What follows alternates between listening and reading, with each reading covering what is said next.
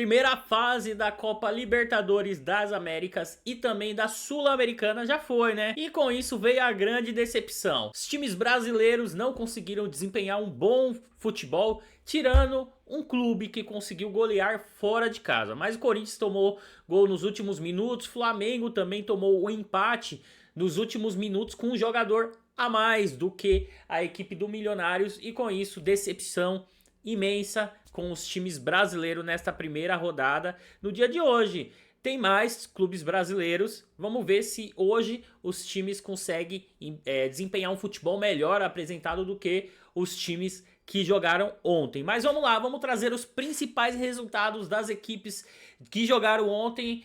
Quais foram os resultados, pontos positivos, pontos negativos. Então vamos lá bater este papo e falar sobre o pós-jogo dos jogos de ontem, Copa Libertadores das Américas e também Sul-Americana. Bom, já está na tela aqui, Milionários 1, Flamengo 1, Flamengo que estava ganhando.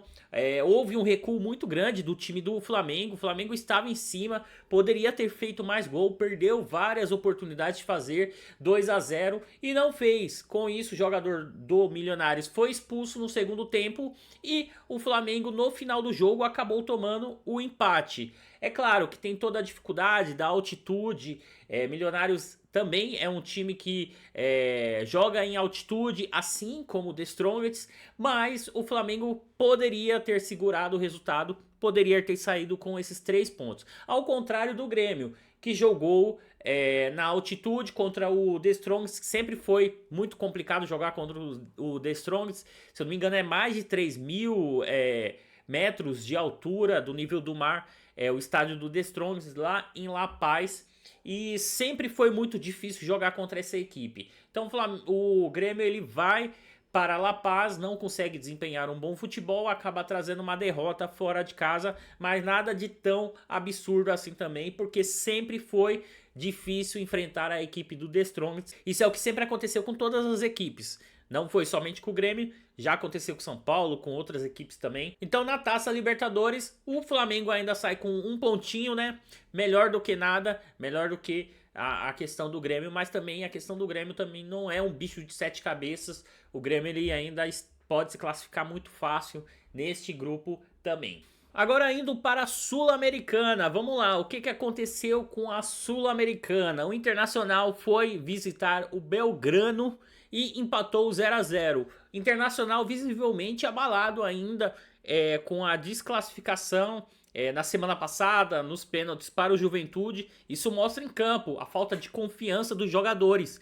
É claro que o Borré perdeu um gol muito feito, né? Um gol que dificilmente ele perderia em uma outra situação. E com isso o Internacional não saiu do zero contra o Belgrano. Fora de casa também, um pontinho. Nada de tão absurdo, mas era uma equipe que o Internacional poderia ter levado esses 3 pontos também. Atlético Paranaense, ao contrário do Atlético Paranaense, que fez um ótimo jogo e levou essa vitória em cima do Sportivo.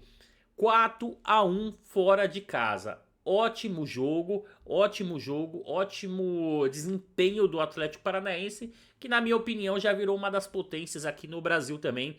É um time que vem se consolidando nos últimos anos e chegou com tudo para essa Libertadores das Américas.